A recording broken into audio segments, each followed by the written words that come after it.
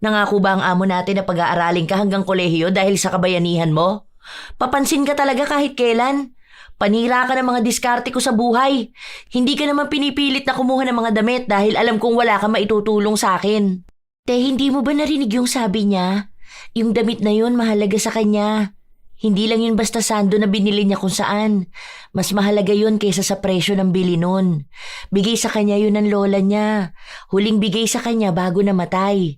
Ibig sabihin, sa tuwing suot niya yung damit na yun, pakiramdam niya yakap siya ng lola niya.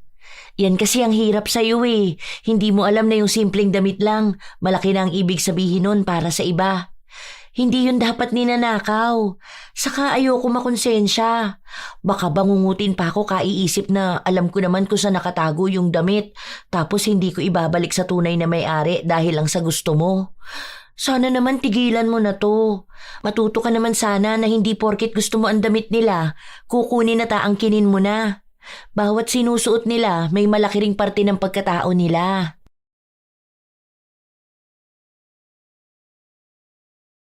Paano kung ang pinagkakatiwalaan mong tao na dapat mag-aalaga sa mga damit na pinalalaban mo ay siya palang magnanakaw nito?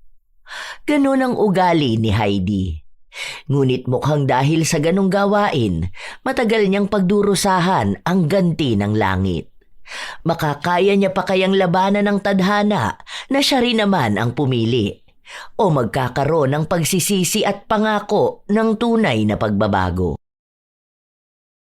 Ito raw yung mga lalaban eh, pero wag daw masyadong kukusutin kasi kakaiba nga yung tela niya.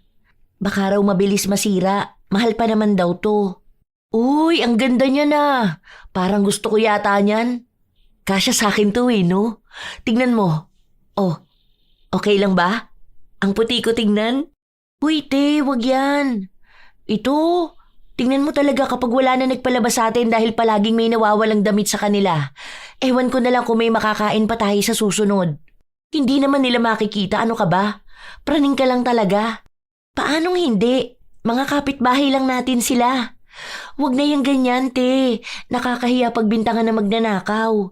Buti nga yung ibang nawawala ng damit na papalusutan mo pa. Paano na lang kung hindi na? Kawawa naman si nanay. Baka pati sila pag-isipan na magnanakaw. Kasambahay pa naman yun. Akin na yan. Huwag mong pagnasaan ang gamit ng iba. Takot ka naman masyado. Ang duwag mo. Paano kaya tayo niyan magkakaroon ng magandang damit? Sawa na ako rito sa mga suot nating mukhang basahan. Isang mapagpalang araw, Lola Telang. Sa tagal ko na pong nakikinig sa inyong channel, naiengganyo na rin po ako magbahagi ng sarili kong kwento. Tawagin niyo na lang po ako sa pangalang Heidi. Hindi ko po yan tunay na pangalan pero yan ang tawag sa akin sa probinsya namin sa Occidental Mindoro. Taong 2004 nagsimula ang kwento kong ito, Lola Telang. Nasa edad 24 ako nung mga panahon na yon. Panganay sa 9 na magkakapatid. Mahirap ang buhay kaya hanggang grade 5 lang ang natapos ko. Ang nanay namin ay kasambahay habang ang tatay naman namin ay sumasama sa paggawa ng bahay. Bilang panganay, obligado akong tumulong sa pamilya namin. Kasama kong naglalabandera ang pangatlo kong kapatid na si Mau. Minsan, yung mga damit na pinapalaba ang dinadala sa amin. Sa likod ng maliit naming bahay, may poso na ginagamit namin kapag naglalaba kami. Minsan naman, kapag yung mga taong may kaya sa buhay, kami ang dumadayo sa kanila. Kapag ganun kasi may washing machine silang gamit, mas mabilis para sa amin. Ang isa sa masasabi kong kamalian kong nagagawa ay kapag may natitipuhan akong damit, kinukuha ko ito para maging akin na. Ginagamit ko kapag nasa loob lang ako ng bahay para kung sakali man hindi makita ng mga taong nawawala ng damit. Isang araw, habang nasa bahay kami nang isang nagpatawag sa amin para maglaba, pansin kong may magandang damit na nasa labahan. Tingnan mo to oh, di ba ganito yung nakita natin noon? Yung mahal na damit? Ang ganda ng tela. Uy, ang lambot. Sukat ko nga. Huwag na yan, te. Isasalang na nga natin eh. Teka lang naman, sinusukat ko pa nga eh. Ay, Ang ganda! Sukat na sukat sa akin. Hindi siya maluwag, hindi rin masikip. Ang presko sa katawan.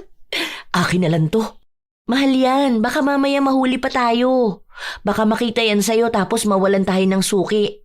Alam mo naman na ang sabi sa atin, tayo lang ang pinagkakatiwalaan nila maglaban ng mga damit nila, di ba? Mababait din sila. Sayang kung sisirain natin ang tiwala nila. Hindi yan. Saka hindi naman yan sila nagpupunta sa bahay natin, no? Kapag mga mayayaman na ganyan, hindi sila tumatapak sa lugar ng mga mahihirap. Huwag kang kabahan, akong bahala sa'yo. May susuotin na ako sa birthday ni Colette. Ikaw rin, hanap ka dyan. Ay, ito oh. Bagay ito sa morena. Oh, ang ganda rin ito oh. Kasya to kay Bunso ano? Iuuwi ko nga to. Kasya naman to dun sa bag na dala ko. Itong kay Bunso maliit lang naman to. Kasya na to sa bulsa ko. Wag na yan. Pwede naman tayo mag-ipon para makabili tayo ng bagong damit. Pero wag naman yung gamit ng iba. Baka mamaya mahalaga sa kanila yung damit na yan.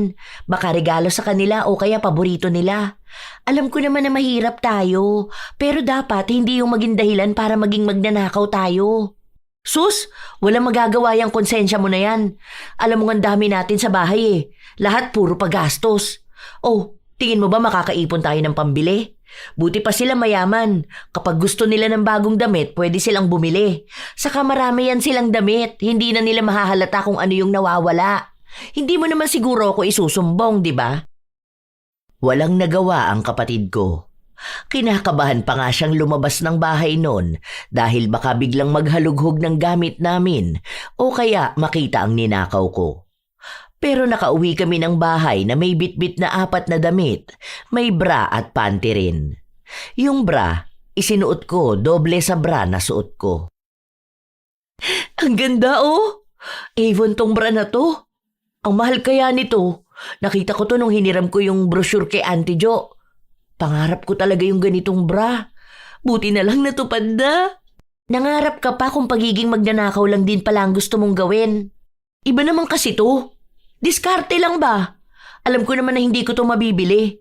Kumbaga, hiningi ko lang sa kanila, hindi lang ako nagsabi. Hayaan mo na, ang dami kaya niyang bra. Hindi naman na niya to hahanapin. Tayo rito ilan lang ang bra, naghihiraman pa. Tinali ko na nga lang tumbra ko dahil nga lumuwag nung sinuot ni Belang. Basta akin lang tumbra na to ha. Sa lahat ng mga ginagawa kong pangunguha ng mga damit, si Mau lang talaga ang kontra sa akin. Hindi niya rin sinusuot ang mga kinukuha ko dahil sinasabi niya na mas mainam pang mukhang basahan ng suotin niya kaysa sa pag-aari ng iba na ninakaw lang. Pero hindi ko naman siya pinipilit. Ilang linggo pa ang lumipas, palaging sa bahay ng mayayaman kami dumadayo. Simula kasi noong nagkaroon ng kanya-kanyang poso ang mga kapitbahay namin, bibihira na silang magpalaba. Sa bahay naman ng mga mayayaman, hindi pa naman masyadong uso noon ang CCTV. Kung meron mang CCTV ang bahay nila, isa lang, doon lang mismo sa tapat ng gate. Wala silang nilalagay sa likod kung saan kami naglalaba. Kaya kahit na magnakaw ako, walang nakakapansin. Kampante rin naman ako na hindi ako ilalaglag ng kapatid ko. Hanggang sa may isang balita kaming natanggap. 3 lang daw yung pwedeng maisama papuntang Ermita. Malayo ba yun? Sasakay pa ng Roro eh. Kukuha raw kasi ng tao para sa bubuksang laundry shop. Saan daw ba magbibigay ng biodata? Bili ka nga muna 2, tag-isa tayo. Sasama tayo dun. Sa syudad yun. Mas malaki ang kikitain natin dun. Libre nga raw ang bahay pati pagkain. 150 isang araw. Uy, pwede na yan. Kung 2 tayo, may 300 na tayo sa isang araw.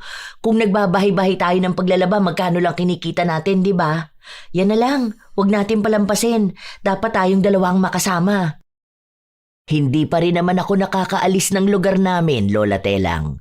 Kaya itong plano ko na sumama papunta sa ibang lugar para na ring katumbas nang makikipagsapalaran ako sa ibang bansa.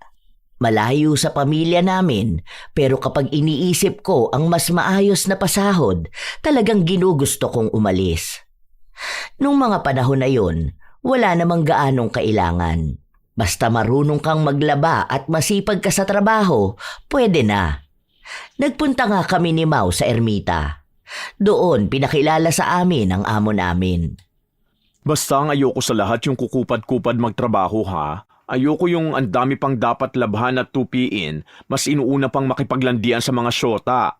Nagkakaintindihan ba tayo? Opo, naiintindihan naman po.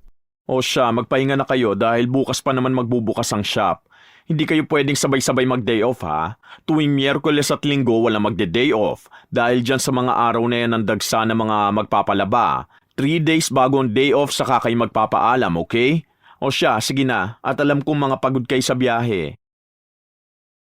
Isa rin sa dahilan kung bakit ako sumama rito dahil alam ko na maraming magagandang damit ang mga tao sa syudad. Sa mga suot pa lang ng amo naming si Rodelli, kita ko na agad na marami akong maiuuwi sa bahay. Maayos naman yung tulugan namin. Sa loob ng maliit na kwarto, 4 kaming babae. Bago lang din daw sila, pero pinsa naman niya ang amo namin. Kinabukasan, maaga kaming nagising. Itinuro sa amin kung paano namin gagamitin ang washing machine. Maliit lang din yung laundry shop, pero malapit siya sa malalaking gusali, tapos sa paupahan ng mga estudyante. Te, huwag mo talagang tatangkain kumuha ng mga damit dito ha? Bakit? Sa dami ba naman ng pinapalaban nila rito, mahahalata pa ba nila kung ano yung nawawala? Kilo-kilong damit yan oh. May natipuhan na nga ako eh. Tinabi ko lang dun sa gilid. Mamaya yan kapag tutupiin ko na at ibabalot, saka ko itatago. Wala namang makakakita ng gagawin natin eh. Bakit? Di nga niya afford maglagay ng CCTV oh? Yung mga pinalitan daw pala natin, mga magnanakaw raw ng damit. Parang yung suki nila na wala ng damit tapos nakita na suot nung isa. Doon na nila nalaman na kaya pala ang daming nawawalang damit dahil kinukuha ng mga tauhan. Kung ayaw mong umuwi ng kahihiyan lang ang bitbit, tigilan mo na yan, te. Eh bakit mo kasi susuotin dito, di ba? Pwede namang ipadala sa bahay para may maayos na damit sila. May duster nga dyan, bagay yun kay nanay. Kukunin ko yun. Hindi ko lang alam kung paano ko ipapadala eh. Baka mahal sa LBC. O kaya ipapasabay ko na lang kung sakali na may uuwi papunta sa atin. Huwag na te, mahiya ka naman. May trabaho naman na tayo eh. Mas madali na sa atin bumili niyan. Ang sabi ni Ate Luisa, malapit lang daw ang Baklaran. Kapag daw wala siyang pasok, pupunta siya doon para bumili ng damit ng anak niya. Mura lang daw doon. Mas maganda na yung ganun kesa naman magsusuot sila sa bahay ng galing sa nakaw. Malaking kasalanan pa rin yun. Hindi yun malaking kasalanan. Dahil ano ba naman yun? Di ba kumuha lang naman ako? Hindi naman yun pagnanakaw ng pera. Damit lang yun, paglulumaan din nila yun. Gagawing basahan. Huwag ka nalang magulo dyan. Hindi ko pinakinggan ang kapatid ko. Dahil madalas na kami-kami lang ang naroroon at madalas na wala ang amo namin na nagbabantay sa amin, nakakapuslit ako ng damit. Kung ano-ano ba naman kasi ang pinapalaba sa amin. Meron pa nga mga panty. Sakto na maluluwag din ang garter nung sa akin, kaya kumukuha ako pa isa-isa. Siguro naman kung suot ko yung panty o bra na ninakaw ko, hindi naman makikita dahil panloob naman yun. Wala namang magpapahubad sa amin dito. Halos 2 buwan na kami pero kahit paano, nakakakalahati na ako ng maliit na sako bag. Sa ibabaw nun, doon ko nilalagay yung mga binili ko sa Baklaran. Pero mga laruan lang yon na may kalakihan. Pantakip ko lang kung sakali na tingnan ang mga bag namin. Pero mukhang wala namang pakialam ang amo namin kaya malaya ako. Hanggang sa isang araw, may pumunta at nagrereklamo. May nawawala raw siyang damit. Ano po bang klaseng damit, ma'am? Paano po kayo nakakasigurado na nawawala yun? Ang sabi ng ginang, bilang niya raw ang pinalaba niya. Kulang nga raw yung damit ng asawa niya. Kulay asul na damit at may maliit na burda sa harapan. Naalala ko yung itinabi kong damit. Nasa ilalim yon, sa lagayan ng mga sabon. Hindi ko pa nailalagay sa bag ko dahil nga andoon pa ang amo namin. Yung pinsa naman niya, madalas na sumusunod sa akin dahil hanggang ngayon hindi pa rin masyadong gamay ang trabaho. Sigurado ba kayo na wala kayong naihalo sa damit ng ibang mga customer? Di ba ang sabi ko sa inyo, lagyan nyo ng label para hindi mawala ang mga damit? Yun naman po ang ginawa namin eh. Si Luisa po ang tagalagay nun. Kasi si Mau, siya naman ang nagsasalang ng mga damit. Ako naman ang nagtutupi at nagpapak. Ang sabi naman po ni Luisa, lahat naman daw yun. Wala naman daw siyang nakakaligtaan. Baka naman po hindi niya na ipalabas sa atin. Wala naman nagrereklamo rito na may nawawala silang damit eh. Hanapin nyo nga dyan. Di ba ang sabi ko sa inyo na kapag may customer, bibilangin nyo sa harapan nila kung ilan ang damit na pinapalaban nila? Gawain po yun ni Luisa. Nagpanggap na lang ako na naghahanap ako ng damit. Pinakita ko yung mga lagayan ng mga damit na hindi pa nalalabhan. Dahil wala kaming makita, umalis na rin yung customer. Kaya ang nangyari, hindi umalis ang amo namin ng 3 araw. Malapit na ang day off ko, bigla akong kinabahan na baka kapag wala ako, makita yung damit na itinago ko. Minsan pa naman nagbibilang ang amo namin ng mga sabon. Magtataka yon kapag nakita niyang may nakasiksik na damit. Hanggang sa sumapit ang araw na wala akong pasok, pero sakto naman na umalis na rin ang amo namin. Mau, alam mo yung doon sa gilid ng mga sabon? Yung sa pinakasulok ha? May damit dun. Mamaya kunin mo yun tapos pagbalik mo rito sa taas bigay mo sa akin. Ha? Ano yun? Huwag mo sabihin yun yung damit na hinahanap ng babae. Ate naman, pinapahamak mo talaga yung trabaho natin. Ang bait na nga ng amo natin eh. Kung mahuhuli tayo at babalik sa atin, magkano na naman ang sahod natin nun sa isang araw? Swerte na kapag may 150 tayo. Gusto ko na nga rito dahil kahit paano magaan ang trabaho. Hinaan mo kaya boses mo. Alam mo naman si Luisa, yung tenga niyan akala mo may antena. Ang bilis makasagap. Dali na. Basta huwag ka lang papahuli para walang kaso.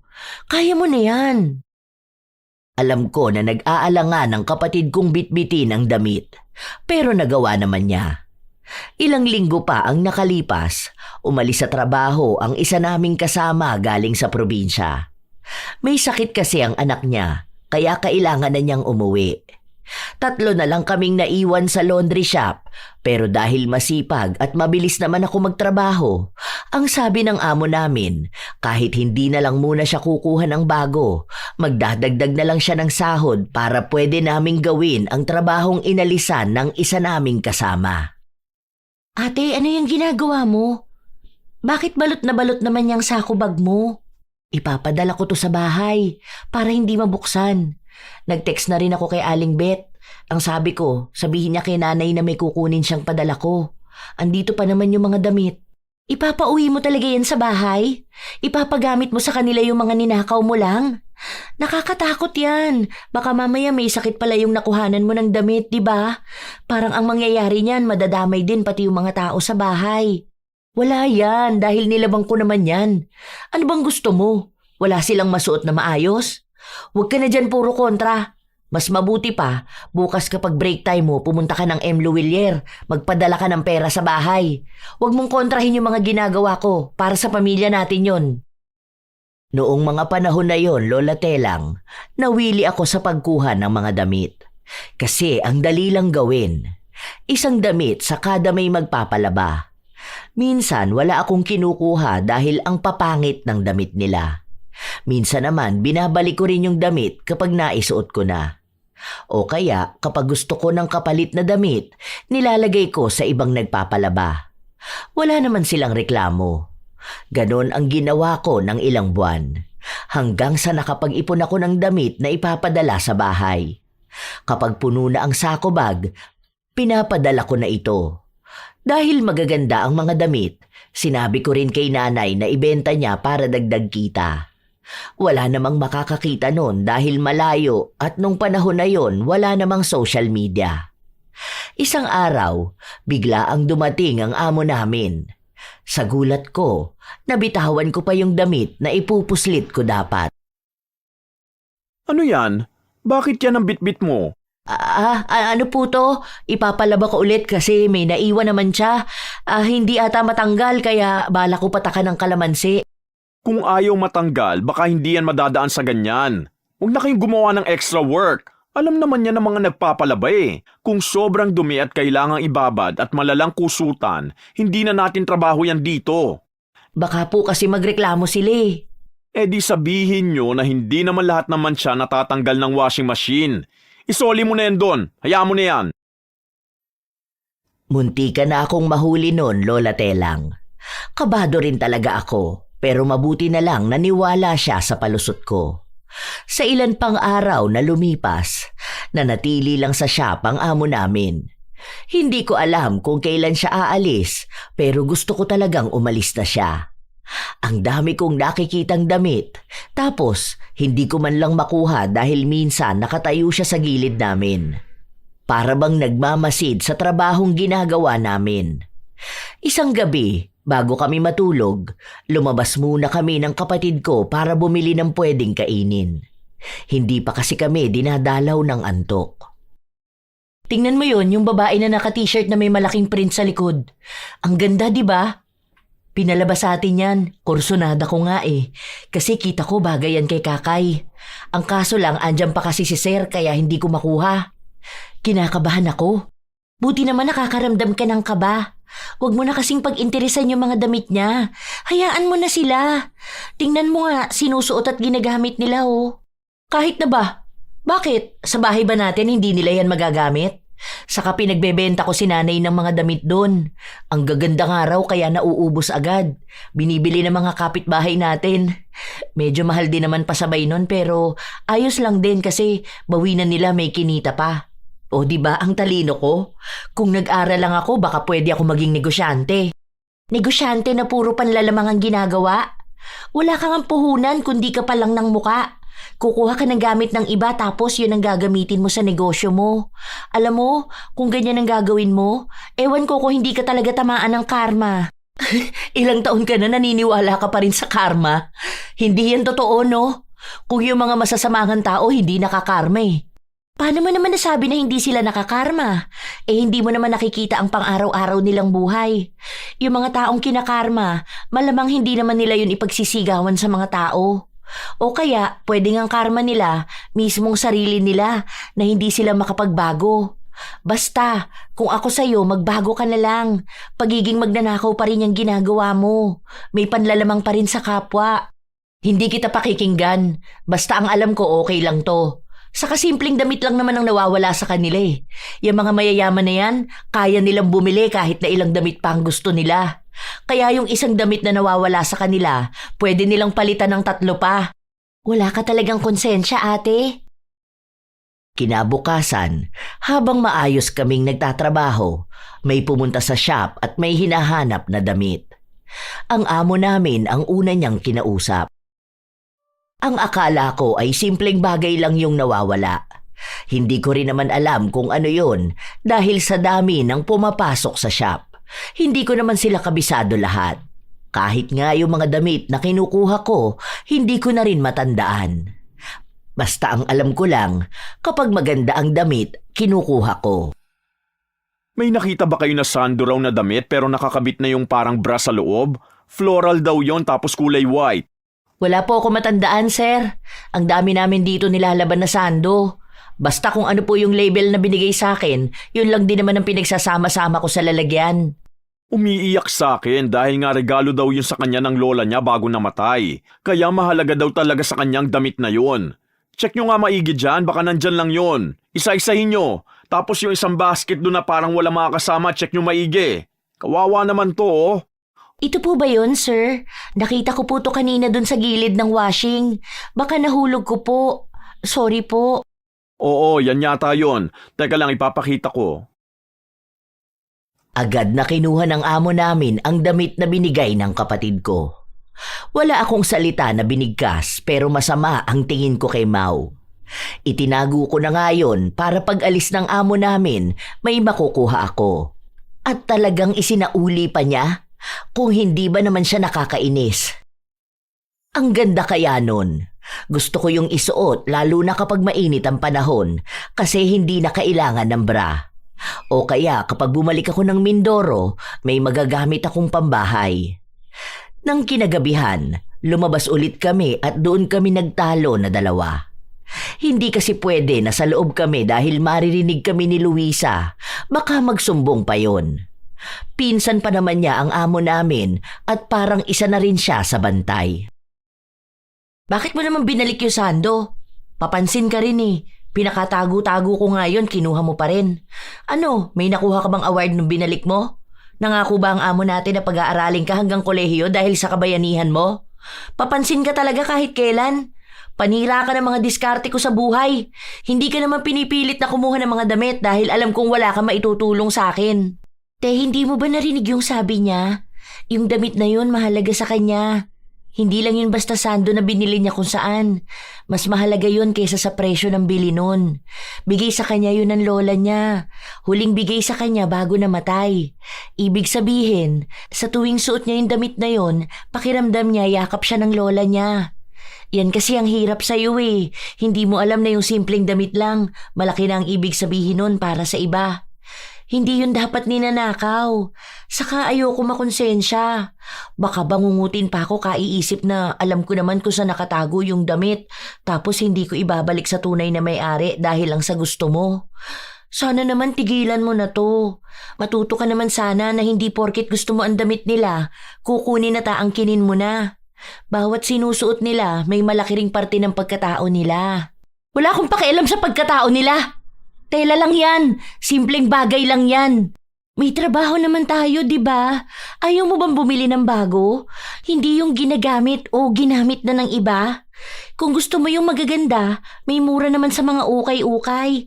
Para at least wala kang bitbit na konsensya kapag nalaman mo yung kwento ng mga tao tungkol sa mga damit nila. Nakakaawa sila eh. Sa kanila ka pa talaga naawa? Tayo ang mas may nakakaawa na pamumuhay. Di ba? Noon, ano ba mga sinusuot natin? Mga napupulot lang sa basurahan. Mga ginawang basahan ng ibang tao. Bakit? Masama na bang asamin na makapagsuot naman ng mas maganda? Mas maayos? Bakit? Kasalanan din ba nila na hindi tayo makapagsuot nun?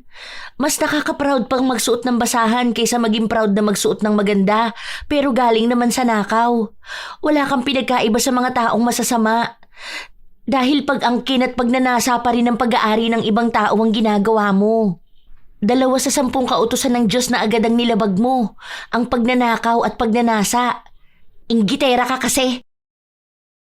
Sa galit ko sa kapatid ko, hinigit ko ang buhok niya at lumaban naman siya sa akin. Nagsabunutan kaming 2 sa labas. Galit na galit ako at ganun din siya. Ayaw ko pa naman sa lahat ay pagsasabihan ako at ipapamukha sa akin na mali ang pinipili kong gawin. Dahil sa nangyari, may mga taong umawat sa aming 2. Maging ang amo namin, nakuha namin ang atensyon. Ano ba kayong magkapatid kayo? Ano bang pinagtatalunan nyo ha? Huwag niyong sabihin ng mga syota nyo. Sorry po sir, hindi po yun. O siya, tungkol naman saan ha? Para umabot dyan sa halos magkalbuhan na kayong magkapatid. Walang kumikibo sa aming 2. Hindi rin naman masabi ni Mau kung ano ang tunay na dahilan. Dahil kahit nasabihin niyang hindi niya ginagawa ang ginagawa ko, madadamay pa rin siya. Mawawalan kaming 2 ng trabaho at baka umuwi pa kami sa Mindoro. Parehas pa naman kaming walang alam dito sa syudad. Aber, wala magsasalita sa inyong 2? Kung wala naman pala kayong pinag-aawayan, huwag kayong maghilahan ng anit ha? Tapos sa tapat pa talaga ng laundry shop, ayoko ng pampamala sa negosyo ko. Itong dahilan kaya ayoko sanang kumuha na magkapatid eh. Pinakiusap lang kayo sa akin. Sa susunod na makita ko nag-aaway kayo na baka makaapekto sa negosyo ko, mapipilitan akong tanggalin kayo sa trabaho. Kahit na magagaling at masisipag kayo. Sorry po talaga sir, hindi na po namin uulitin. Matapos nun ay iniwan na nila kaming 2 ni Mau. Kahit na paano ay bumaba ang tensyon sa aming magkapatid. Hindi muna kami nagkibo ang 2 dahil baka kapag may nagsalita ay mauwi na naman sa pag-aaway. Hanggang sa kinabukasan, hindi pa rin kami nagkibuan. Hindi na ako makapagtago ng damit dahil kapag nakikita ni Mau, sinasadya niyang ipalagay kung kanino ba dapat ito. Hindi ko siya makompronta dahil nagpapalamig pa sa naging awayan namin. Baka bigla rin kaming tanggalin. Hanggang sa sumapit ang isang araw, may mga kasama ang amo namin na 3 lalaki. Yung isang camera dito sa counter nakatutok. Tapos isa sa may pinto para makita sinong papasok at sinong lalabas. Tapos isa rito. Gusto kong tanaw sana dito sa pwesto ni Heidi hanggang sa washing machine. Kaya ba? Magpapalagay po kayo ng CCTV, sir?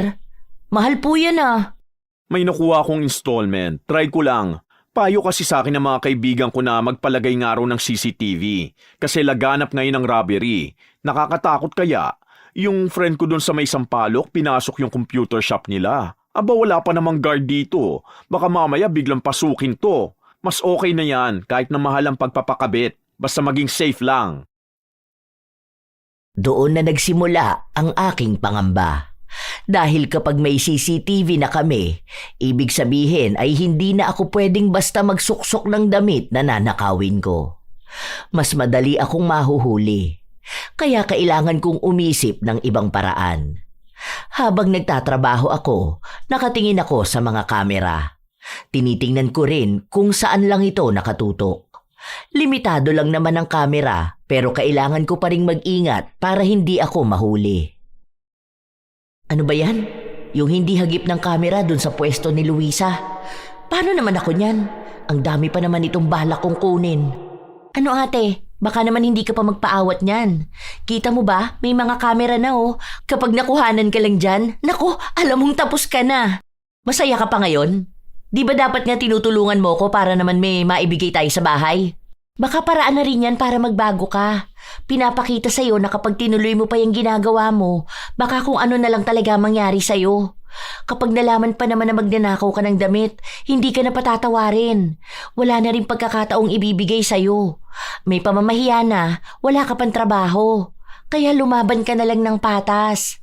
Basta alam kong wala akong maling ginagawa, wala akong dapat ikatakot.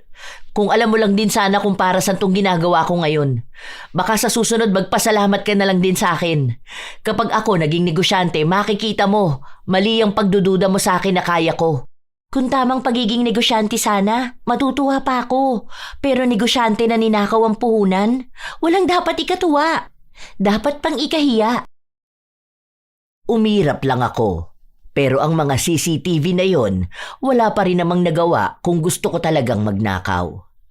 Pansin ko na walang kamera papunta sa likod. Kung saan doon isinasampay ang mga damit. Kapag natuyo na kasi yun, kukunin ko na tapos saka ko aayusin para pagsamasamahin. Naisip ko na kung doon ako kukuha, walang makakakita sa akin. Hindi naman nagpupunta doon si Luisa dahil lang sabi niya mainit nga raw at sa counter siya. Siya lang din ang pwedeng magbukas ng kaha. Kung pupunta ron si Mau, wala rin naman siyang magagawa kung mahuhuli niya ako. Tuwang-tuwa ako noon, Lola Telang, kasi pakiramdam ko talaga nung mga panahon na yon na ang talino ko. Kasi biruin mo yon, may CCTV na, pero nakakaisip pa ako ng paraan para maisakatuparan ang gusto ko. May mga nananakaw pa rin akong mga damit pero hindi na katulad noon na mas marami. May mga natatanggap kaming reklamo mula lang dun sa mga alam ang bilang ng damit nila. Pero yung iba na basta na lang nagpapalaba, kahit napakiramdam nila na may nawawala, hindi nila masabi kasi hindi naman sila sigurado. Hanggang sa isang araw, may nagpalaba sa amin. Siguro, kaedaran ko lang. Bakit kaya nagpapalaba pa sila ng mga panty at bra nila? Madali lang naman to labahan. Yung iba kasi dyan hindi talaga marunong. Meron pa yan dati doon sa mga nauna kong employee. Kahit may regla yung panty, pinapalaba nila. Yung isa kanina, yung babae, ano yun? Shota nun Chinese. Kaya hindi talaga yung naglalaba. Kapag tapos sila maghubad, diretso na rito ang mga damit nila. Ah, ganon? Kaya pala mukha na rin siyang Chinese. Akala ko naman Chinese talaga siya na nag-aral magtagalog. Ang baho niya kaya, pero mamahalin ang mga damit niyan. Libo-libo ang halaga. Baka doon na lang sa magagandang damit siya bumabawi. Pero kapag tinabihan mo, ang baho niya. Lalo na yung bunganga. Mahal talaga mga gamit niya? Oo naman. Dati kasi nakasabay ko yan sa mall. Yung presyo ng panty niyan, libo ang halaga. Hindi yata yan nagsusuot ng mga nabibili lang sa palengke. Makikita mo naman nakakaiba yung tela, di ba? Pati mga damit niyan kung saan mas mahal, doon siya bumibili. Sustentado ba naman ang syota? Habang nakatingin ako sa mga gamit na nilalagyan ng marka ni Luisa, may natipuhan agad ako. Isang panty yun na sobrang lambot nung hinawakan ko. Kinuha ko yun. Sinubukan ko lang pero wala naman kaming nakuhang reklamo mula sa kanya. Hindi siya nagbilang ng pinalaban niya. Tinanggap niya kung ano lang ang ibinigay sa kanya. Nagpapabalik-balik pa nga siya kada 3 araw. Isang beses pa, wala ang amo namin. May 2 panty pa ulit mula sa babae na yon ang kinuha ko. Alam yon ng kapatid ko pero hinayaan na lang niya ako. Kahit naman kontrahin niya ang ginagawa ko, iisa lang din naman ang mangyayari. Mas masusunod pa rin ang gusto ko. Tingnan mo to. Partner yung bra at panty. Ito susuotin ko bukas. Ang ganda ng tela oh. Ang lamig hawakan. Ang sarap sa balat. Ang swerte naman ng babae na yun. Ang mahal nito ah. Dati pangarap ko lang magkaroon ng ganito na terno. Ngayon nasa akin na mismo. Ganito naiisip ko tapos nasa Boracay ako. Ang sexy ko nun. Itatabi ko to para kapag may kakayahan na ako magpunta ng Boracay. Pati ba naman yan hindi mo pa pinaawat? Hindi talaga. Narinig mo naman siguro sabi ni Sir, di ba? Mahal to. Saka pangarap ko kaya makapagsuot ng ganito. Parang bikini kapag pupunta ka sa dagat. Pangmayaman talaga. Personal na gamit niya yan. Baka mamaya may sakit siya tapos mahawa ka pa. Oh, ano na lang mangyayari sa'yo nun? Tapos baka malala tapos mahirap lang tayo. Wala tayong pampagamot sa'yo. Baka dun ka pa magsisi. Kaso, huli na ang lahat. Kaya hanggat hindi pa nangyayari, isoli mo na yan. Huwag mong gamitin. Kapag nagpalaba ulit siya, isiksik mo na doon sa ibabalik sa kanya. Wala yun. Malamang mayaman siya kaya hindi yun magkakaroon ng ibang sakit. Alam mo naman maarte yung mga mayayaman.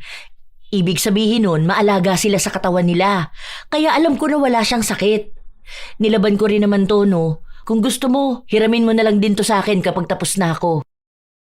Tuwang-tuwa ako nung mga panahon na yon, Lola Telang. Lalo na nung sinuot ko, talagang presko sa pakiramdam. Parang ang gaan-gaan ng buhay ko nun. Basta, hindi ko maipaliwanag kung gaano ako kakomportable magtrabaho nung mga araw na yon. Wala rin namang nakakahalata na suot ko yung ninakaw kong bra at panty dahil panloob yun. Ang tanging nakakaalam lang ay ang kapatid ko. Kahit na kontra siya sa gawain ko, wala naman siyang magagawa. Ginamit ko na. Nung inalok ko siyang gamitin niya kapag nalabhan na, ayaw niya naman. Ang mga panty niya, yung iba itinatali na lang para hindi mahulog. Nagbibigay ako sa kanya nung mga nakuha ko, ayaw tanggapin. Bumalik na naman pala siya? Ay, parang gusto ko yung kulay red na yun. Kukunin ko nga yan. Gusto ko tong suot ko ngayon. Kung alam mo lang talaga, parang ang ganda-ganda ko. Ganon yung pakiramdam. Huwag na yan, baka magtaka na siya na uubos na yung panty niya. Yun pa naman ang punteriya mo. Pwede ka naman sana bumili sa baklaran kung talagang wala kang magamit o gusto mo ng bago. May pera ka naman dyan. Di magpabili na lang ulit siya, di ba? Saka pa isa-isa lang naman ang kinukuha ko ah. Ibig sabihin naman na hindi niya hinahanap, hindi niya kailangan. Kung talagang alam niya na may nawawala sa kanya, babalik yun dito sa atin. Kaso hindi naman. Hindi ako nagpaawat. Mas pinagtuunan ko nga ng pansin yung babae na yon. Magaganda rin yung mga damit niya pero hindi kasya sa akin dahil payat siya. Sobrang liit ng damit niya, parang pambata. Kumuha rin naman ako pero ipapadala ko sa bahay. Ganong mga customer talaga ang gusto ko, Lola Telang. Yung basta lang nagpapalaba at walang pakialam kung ano yung binigay nila at matatanggap nila. Minsan kasi, halata na sa customer kung mahigpit sila sa pinapalaban nila. Yung iba, may listahan talaga kung anong damit ang dinala nila. Kung anong kulay kasama sa listahan nila. Yun ang mga hindi ko kinukuhanan dahil alam kong mga palaaway sila na susugod bigla para hanapin ang damit nila. Akala ko nung una, Lola Telang, maayos ang lahat hanggang sa dumating na ang araw na talagang hindi ko makakalimutan kahit na kailan. Habang nagtatrabaho ako, nakaramdam ako ng kakaiba sa pribadong parte ng katawan ko. Sobrang kate. Talagang hindi ko mapigilan na kamutin. Nagpunta ako sa banyo. Ang akala ko madadaan lang sa hugas, pero hindi. Talagang nakadikit sa balat ang kate. Naantala ang trabaho ko dahil pabalik-balik ako sa banyo. Magbabanyo ka na naman? Kababalik mo lang ah. Tambak na yung tutupiin mo ate. Yung isa dyan kukunin na raw ngayon. Babalikan nila mamayang hapon. Kaya nga dapat madaliin na to eh. Huwag ka muna maging tamad te. Baka mamaya mataranta ka na naman kapag binalikan yan. Ang dami pang kailangang ibalot. Natupi ko na nga yung iba dyan eh. Ano ba? Masama ba timpla ng tiyan mo? Mamaya na yan. Tumabi ka nga muna. Ang kati talaga, grabe. Hindi ko mapigilan. Tabi dyan. Ano ba? Nakaharang pa talaga. Umabot hanggang gabi ang kati na yon. Nagkaroon din ng butlig-butlig na talagang napakakate. Naghugas naman na ako at nagpalit ng panty pero walang nagbago. Hindi ako makatulog ng maayos kakakamot. Dahil sa taas ng higaan ko natutulog ang kapatid ko, hindi ko alam na nauuga ko pala siya sa tuwing matindi ang pagkamot ko. Sinabi niya lang yun sa akin kinabukasan. Ang likot mo naman, te. Hindi ako nakatulog maayos. Nagugulat ako, akala ko lumilindol. Ano ba talaga nangyayari sa'yo? Hindi ka makatulog, dinamay mo pa ako. Ang sakit tuloy ng ulo ko. Hindi ko alam eh. Basta, ang kati dito sa baba ko. Grabe talaga. Aray ko. Hindi ko mapigilang kamutin. Ay, eto na naman siya. Ay, sugat-sugat na to eh. Ano ba yan? Ang kati talaga. Maghugas ka kaya? Naghugas na nga ako eh. Sinabon-sabon ko pa nga. Maghugas ka nung maligamgam. Baka nagkaroon ka ng rashes. May panty liner ka bang suot? Baka naiirita kaya huwag ka na muna magsuot nun. Hindi naman ako nagsusuot niyan kapag wala akong period. Iba ngayon, talagang sobrang kate.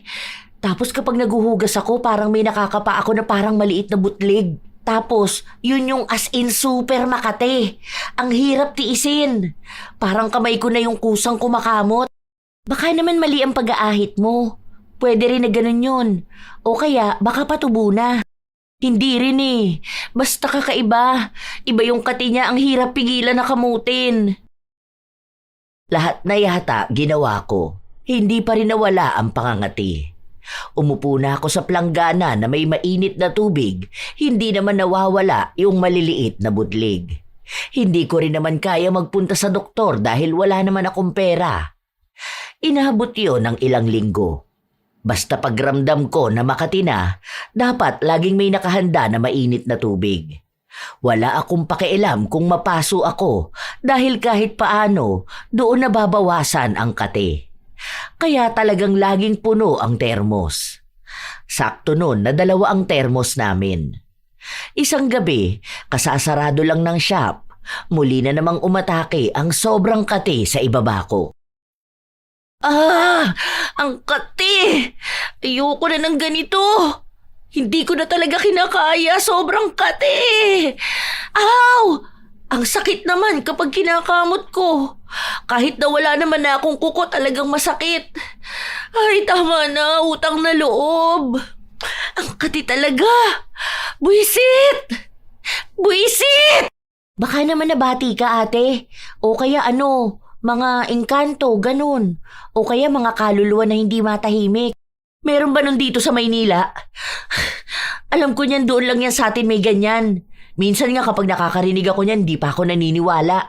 Oo naman, alam ko meron niyang ganyan, di ba Ate Luisa? Parang kahit naman sa ang lugar merong mga ganyan. May narinig pa nga ako, 2 customer, parang may natuwa raw sa apo niya na engkanto. Parang kahit matataas ang building dito, naniniwala pa rin ang mga tao sa mga nilalang nakasama natin dito sa mundo, pero hindi natin nakikita. Sumang-ayon si Luisa. Ang sabi niya, kahit na lumaki siya sa Maynila, may paniniwala pa rin silang ganon. Wala naman akong kilala na albularyo dito kaya nag-text ako noon sa pinsan ko na nasa probinsya. Nakiusap ako sa kanya na baka pwedeng ipatawas niya ako. Baka kasi may nasanggi akong hindi nakikita. Naisip ko na rin nung nagtapon ako ng mainit na tubig. Yun nga raw ang lumabas sa tawas. Parang may kaluluwa ng babae na nagambala ko. Si Luisa naman sumang-ayon dahil lang sabi niya meron daw bantay doon sa shop. Ako, bilang hindi ko alam kung ano ba ang totoo, yun na lang din ang pinaniwalaan ko. Sinunod ko yung sinabi ng albularyo pero hindi talaga nawawala. Sa halip, mas naging malala pa. Nagsusugat-sugat na, tapos may mabahong amoy.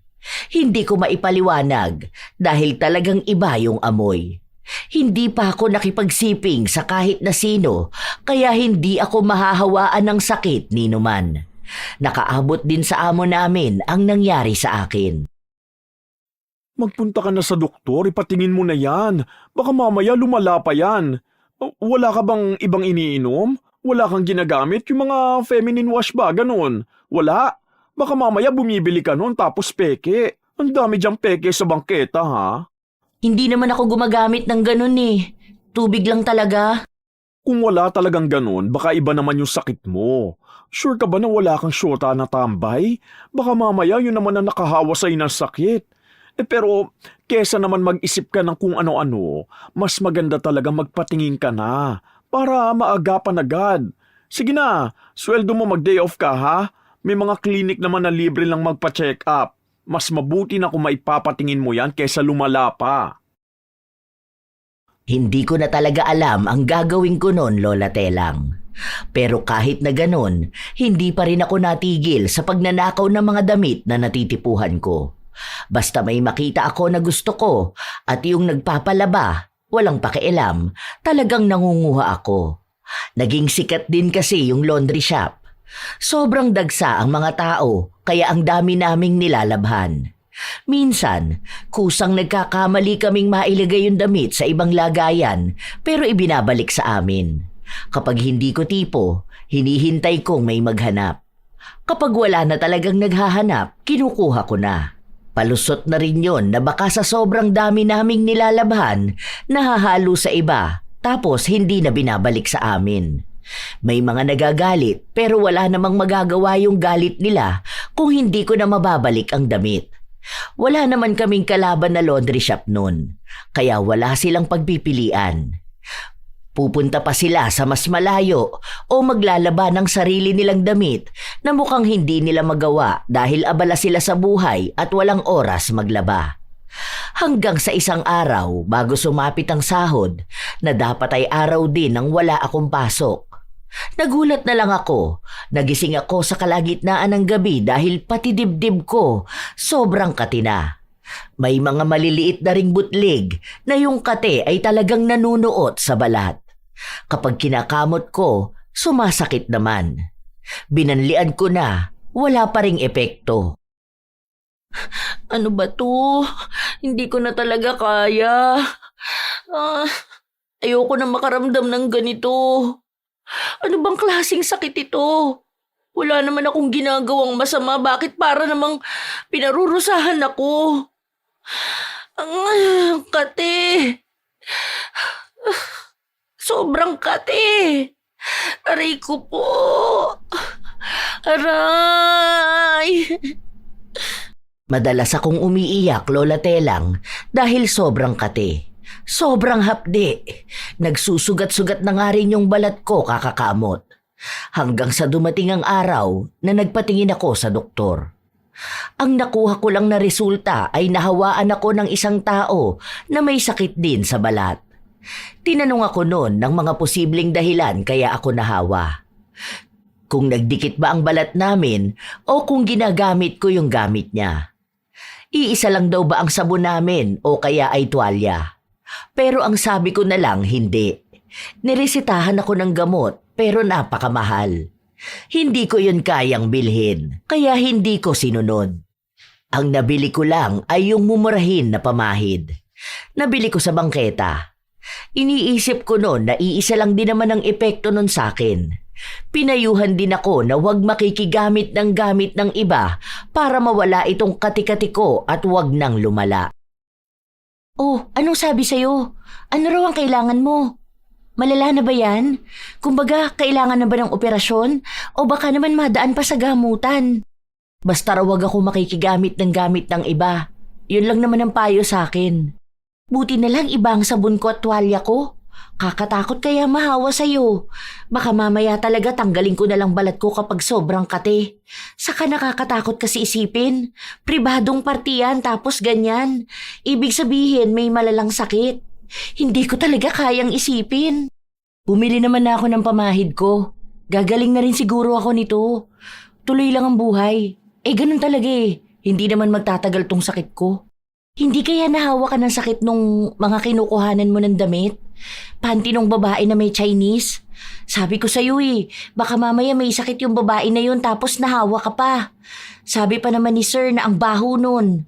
Kasi bayaran din daw yun kung sino-sinong lalaki ang nakakasama. Malamang kung sinuot mo yung panty niya, baka may mga bakterya na naiwan dun.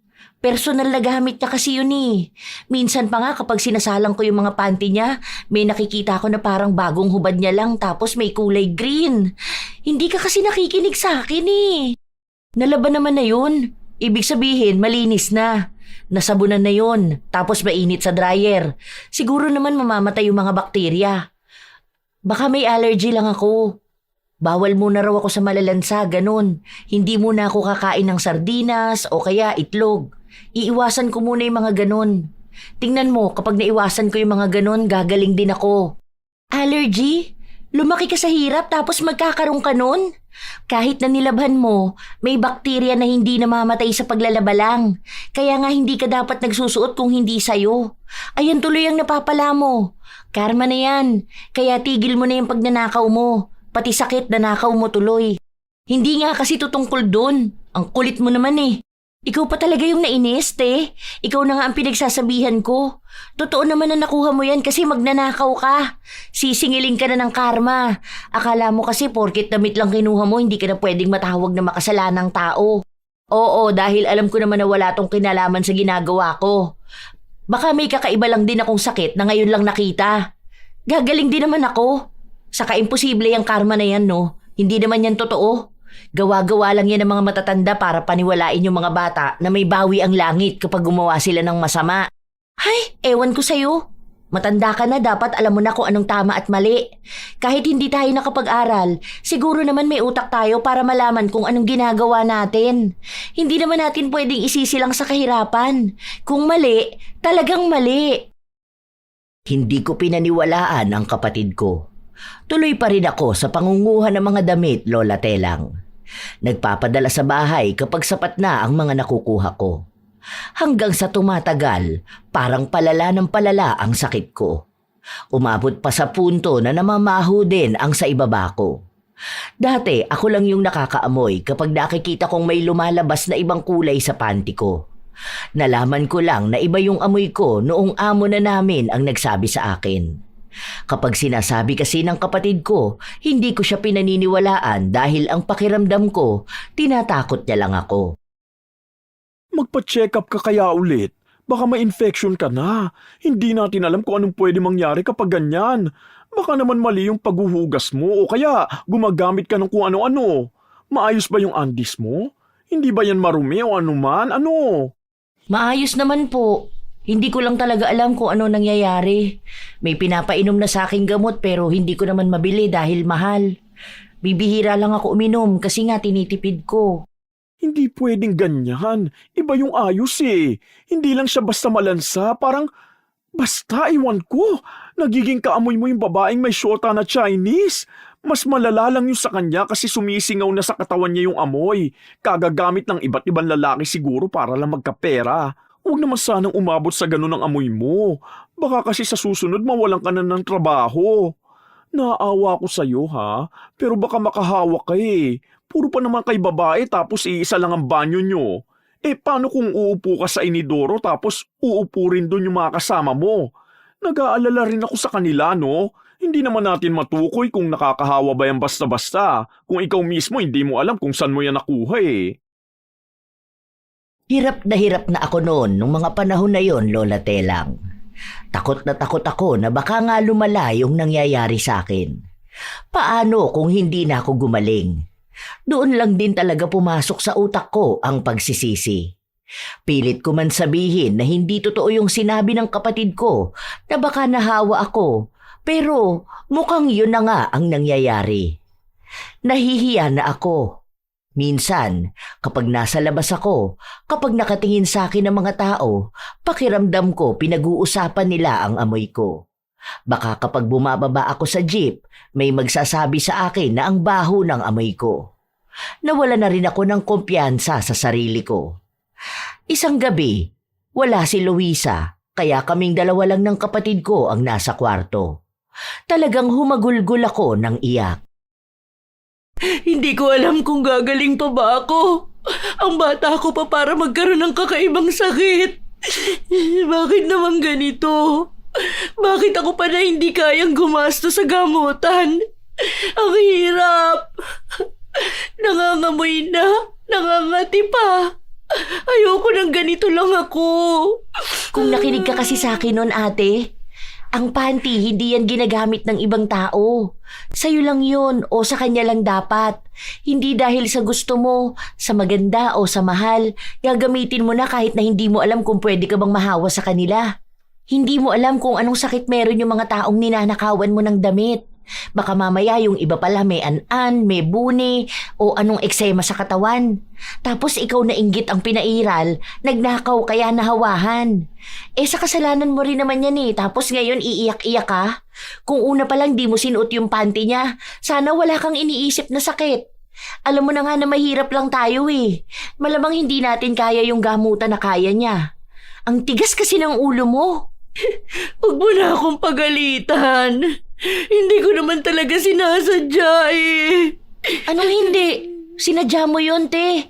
Iniisip ng utak mong nakawin at nagdesisyon kang suotin. Sabi sa'yo kapag karma talaga ang lumapit, talagang grabe ka magsisi. Tingnan mo ngayon, di ba?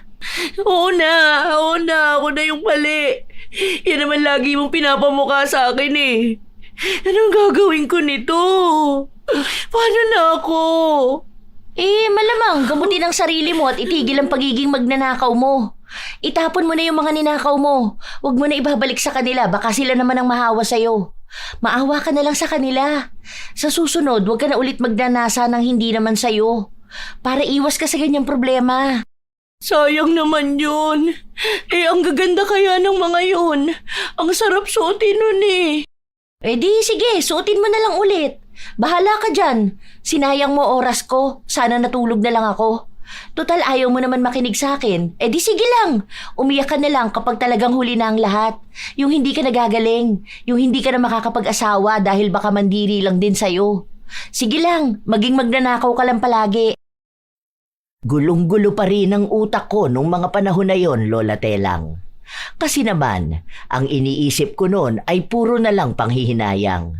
Paano ko naman pipigilan ang sarili kung hindi kumuha kung yung mga mata ko ay nagsasabi talaga na ang ganda nun at bagay sa akin o bagay sa mga kapatid ko. Pero pilit na pinapaalala sa akin ni Mau na kung gusto kong gumaling, magbago ako. Pero mas nanaig pa rin talaga sa akin ang pagiging magnanakaw. Kumukuha pa rin ako ng ibang gamit. Yung mga panty na gamit ko, tinapong ko na pero kumuha ako doon sa iba na mukhang walang sakit. Wala akong magagamit Pero mas lumala pa ang nangyari sa akin. Madalas na sumasakit na ang puson ko. Hindi na ako dinadatnan. Mas mabaho na yung lumalabas sa akin. Kahit na anong hugas ko, kahit bumili pa ako ng kung ano-ano, hindi na talaga ako gumaling. Hanggang sa umabot sa punto na nahuli nga ako ng amo ko na nagpupuslit ng damit. Kitang-kita niya mismo kung paano ko ilagay sa bag ko ang mga damit. Hanggang sa hinalungkat niya ang gamit ko. Nakakita siya ng mga maliliit na damit. Walang hiya ka? Isa ka rin pala sa mga magnanakaw? Hindi ka man lang nahiya? Ang bait-bait ko pa naman sa'yo! Sorry po. Sorry. Kailangan ko lang talaga magpadala ng mga damit sa bahay. Isang beses lang naman yan, sir. Huwag mo naman ako tanggalin sa trabaho. Kailangan ng pamilya namin ng pera. Sige na po. Isang beses? Ano, Mau? Isang beses lang tong ginawa ng ate mo? Sorry po. Hindi po Ilang beses na po. Kaya hindi ko po kayo masisisi kung paaalisin niyo kami. Ilang beses ko na po siyang pinagsabihan pero ayaw niyang makinig sa akin. Isa pa po, Isa rin sa hinala ko kaya siya nagkaganyan dahil nahawa na siya sa mga panty na ninanakaw niya dun sa babae na syota nung Chinese. Seryoso ka, Heidi? Ginagamit mo yung pinaggamitan ng iba? Hindi ka banlang ba nandiri? Isipin mo yun, kapag tapos niya magpagamit sa lalaki, hindi mo pa alam kung naghugas siya bago niya isuot ang panty niya, tapos kapag hinubad niya, ipapalaban niya rito. Hindi ka man lang ba kinikilabutan? Talaga ba? Nilaban ko naman yun, sir. Ay kung hindi ka nga naman gaga, hindi ka man lang ba naturuan na yung mikrobyo ng panty hindi basta nawawala? Babae ka pero talagang okay lang sa'yo maging ganyang nakakadiri? Ay, hindi ko kinakaya. Bukas na bukas, umalis na kayo rito. Ibibigay ko ang huling sahod nyo. Sir, huwag niyo naman po kaming alisan ng trabaho. Pangako po, hindi na po ako magnanakaw ulit. Nung pumasok kayo rito, alam nyo naman na ayaw ko sa lahat yung magnanakaw, di ba? Ganon ang ginawa ng mga nauna. Kapag niloko na ako, hindi na ako nagbibigay ng second chance. Dahil kung may CCTV na nga, nagawa mo pa rin magnakaw, paano pa kaya sa mga susunod? Magiging magaling ka na niyan magtago. Umuwi ka na lang sa inyo. Magbago ka at magpagaling. Masipag ka pa naman sana, pero sadyang maling-mali ang ginawa mong pagiging magnanakaw. Kahit na lumuhod ako sa harapan ng amo namin, hindi na talaga ako napatawad. Sobrang problemado ko noon dahil kailangan talaga namin ng pera. Ayaw kong bumalik sa amin na ang gagawin ko lang ay maglaba kapalit ng maliit na halaga. Nanghihinayang ako sa nawala sa akin pero galit na talaga ang amo namin. Gusto na niya kaming paalisin kaagad kung hindi lang gabi nung mga sandali na yon.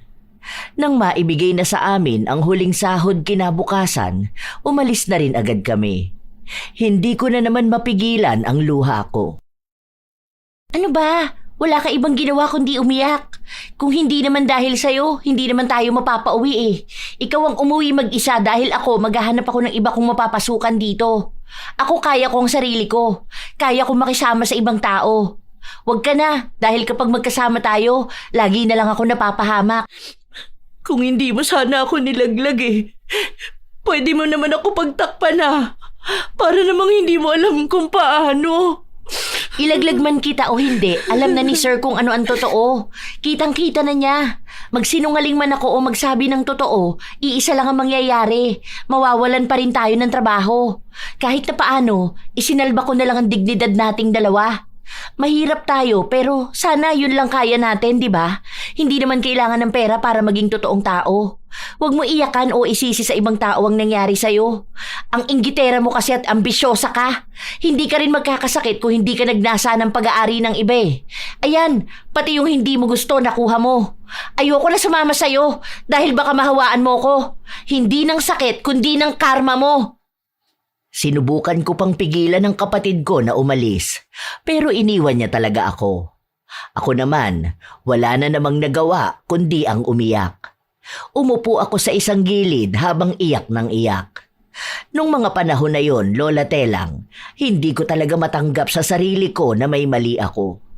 Kasi iniisip ko na simple lang naman ang ginawa ko. Ganun na ba yun kalala para magkaroon ako ng karma? Na bakit ako lang? Bakit yung mga masasamang tao na mas malala pa ang ginawa sa akin? Bakit sila hindi magkaroon ng karma? Umabot pa nga hanggang kinabukasan, andoon lang ako, hinihintay ko kung magpapakita ba sa akin ang kapatid ko, pero hindi na. Wala akong kaalam-alam kung nasaan siya. Masyadong malawak ang Maynila. Saan ko naman siya hahanapin? Wala naman siyang cellphone noong mga panahon na yon. Ako lang ang meron. Noong nagpasya na akong umalis, doon naman nagpakita ang kapatid ko. Inaya ko na siyang umuwi na kami. Ihahatid na lang kita hanggang sa sakayan. Hindi na ako sasama pabalik sa bahay. Bakit? Sige, kung ayaw mong bumalik, pwede naman tayo maghanap ng papasukan natin. Mahihirapan ka dahil dyan sa kalagayan mo. Hindi lahat ng amo dito kasing bait ni sir. Alam naman natin yun. Hindi lahat maiintindihan ng sitwasyon mo. Natatakot na rin ako na paano kung mahuli kang magnakaw? Anong pwede nilang gawin sa'yo? Paano kung hindi ka na makauwi sa bahay? Pangako, hindi ko na yun uulitin. Mahirap ang pangako kung hindi ka rin handang tuparin yun. Kilala kita ate. Kahit mangako ka ngayon, alam kong darating ang araw na matutokso ka sa magagandang damit. Kapag natukso ka, makakalimot ka na naman. Tama na to, te. Sana naman intindihin mo ang sarili mo. Huwag mong palaging sisihin ang iba sa nangyayari sa'yo. Baka yung sakit mo, baka yan ang paalala sa'yo na dapat hindi ka magnakaw ng gamit ng iba. Dahil malala ang balik sa'yo. Sana gumaling ka na at magbago ka na. Tumatak talaga sa akin ang mga salitang sinabi ng kapatid ko, Lola Telang. Mas matanda ako sa kanya, pero mas may utak pa siya sa akin. Hindi nga siya sumama pa uwi sa bahay. Wala kaming ibang komunikasyon, pero sa ulado naman niya ang numero ko. At kung darating ang araw na makakabili siya ng cellphone, pwede niya ulit akong kausapin. Alam ko na matatag ang kapatid ko. Mas magandang buhay ang nakaabang sa kanya. Habang nasa bahay ako, doon ako nagpapagaling. Kung ano-anong herbal na lang ang ginamit ko. Nagsumikap akong magtrabaho kahit na may sakit ako. Balik ako sa pagiging labandera. May laundry shop akong napasukan. Bagong bukas lang yon sa lugar namin. Maliit ang sahod kumpara noong nasa Maynila ako. Pero kahit na paano, maayos naman dahil may pagkukuhanan ako ng pera. Tama nga si Mau. Darating ang tukso sa akin. Nakakakita ako ng mga damit na gusto ko at naiisip ko na bagay sa akin. Pero sa pagkakataon na ito, hindi ako nagpatalo sa tukso. Ayaw ko nang maulit kung ano ba ang nangyari noon. Natuto na ako, Lola Telang. Ayaw kong bumalik sa sakit na naranasan ko noon. Halos 1 taon ang nakalipas, gumaling din ako. Pero may mga bakas pa rin ng nangyari sa nakaraan. May mga marka sa balat ko. Nawala ang amoy. Himala talaga na gumaling ako. Simula noon, naging maingat na ako. Naging maarte na rin sa paggamit ng hindi sa akin. 1 taon matapos kong maging maayos, bumalik ako ng Maynila para magtrabaho roon. Wala akong naging balita sa kapatid ko. Hindi ko alam kung nasaan na siya.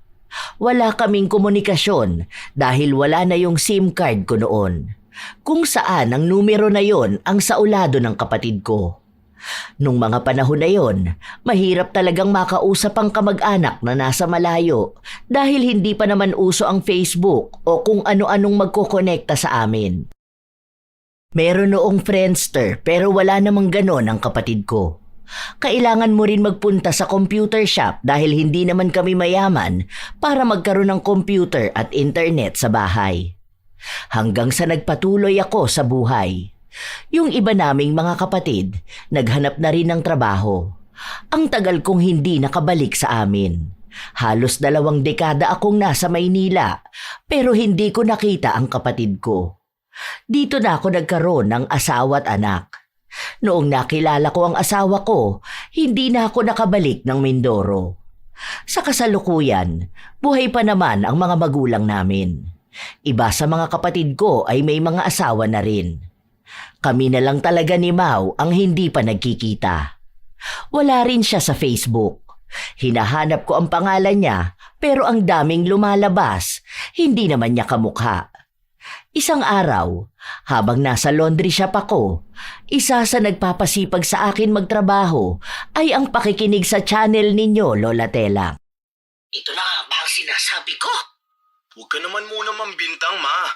Mamaya hindi naman pala sure na nawawala yung wallet niya. Kita mo naman ang bitbit nilang maleta, 2 malaki.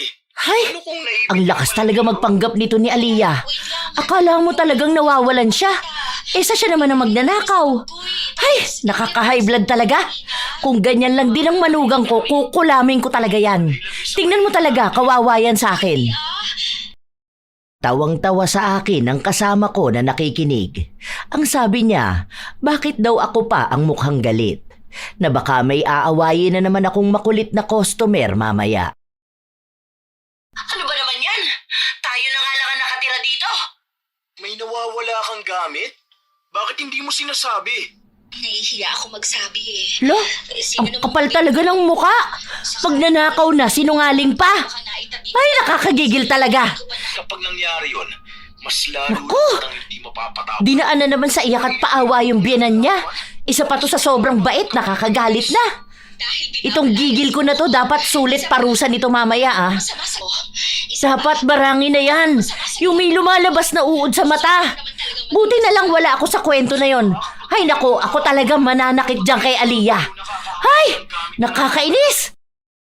Kung magalit ako sa isa sa mga karakter sa kwento mo, Lola Telang, parang hindi ako naging magnanakaw noon. Totoo pala talaga na nakakagalit ang makakilala ng magnanakaw. Ngayon naiintindihan ko na ang kapatid ko. Yan din ang naging dahilan kung bakit ako nagpadala ng kwento sa iyo, Lola Telang. Gusto ko ring ibahagi ang mali kong nagawa noon. At ang pagpapatotoo na tunay nga ang karma. Na kung anumang masama na nagawa ko, malupit pala ang babalik. Ang isa sa ikinatutuwa ko ngayon, nagkaroon ako ng pagkakataon para magbago. Gumawa ako ng hakbang at hindi ko hinayaan na malubog ako sa kasalanan ko. Kung sana lang nakikita ng kapatid ko ang malaking pagbabago sa akin, alam kong matutuwa siya. Sana maging malaking tulong din ang pagbabahagi ko ng kwento para makarating sa kanya. Maraming salamat po, Lola Telang. Sadya talagang may mga tao na mas pinangingibabawan ng tukso. Inaakala nila na kapag maliit lang ang bagay, isang pirasong damit, isang gamit na hindi naman daw hahanapin ng may-ari, ay wala itong magiging epekto. Pero ang katotohanan, anuman ang ninakaw, may malaki itong epekto sa lahat. Ang pagnanakaw ay hindi sinusukat sa halaga ng kinuha, kundi sa kawalan ng respeto sa pagmamay-ari at sa pagkukulang ng isang tao sa sarili niyang prinsipyo. At sa isang trabaho gaya ng pagiging labandera, mas lalo itong mabigat. May tiwalang ibinibigay na kayang pahalagahan ang damit na gamit sa pang-araw-araw ng bawat pamilya. Kapag dinakaw ang tiwalang yun, hindi lang gamit ang nawawala, pati dangal at pangalan ay nasisira. Ang mga gawain na ganito, may katiyakang balik sa isang taong nagkasala. Hindi man agad-agad, dumarating pa rin sa paraang hindi inaasahan. Kaya mahalaga na maging tapat, lalo na sa mga sitwasyong may tiwala at responsibilidad. Ang maliit na tukso, kapag pinagbigyan, nagiging kasanayan. At kapag paulit-ulit na ginagawa, nagiging ugali hanggang tuluyang nakakasira ng pagkatao. Tandaan na lamang na huwag pagnanasaan kailanman ang pag-aari ng iba. Kung hindi iyo, huwag mong kukunin. Ang buhay ay hindi lang naaayon sa ganda ng damit o bagay na ninakaw mo. Ito ay makikita sa integridad na pinanghahawakan mo. Nawa ay magsilbing aral ang kwento ni Heidi na walang nagiging magandang dulot ang pagiging magnanakaw kahit mukhang maliit na bagay lang ito. At mga apo, kayo ay maaari ring magbahagi ng inyong komento at opinyon ukol sa kwentong ibinahagi ngayong araw.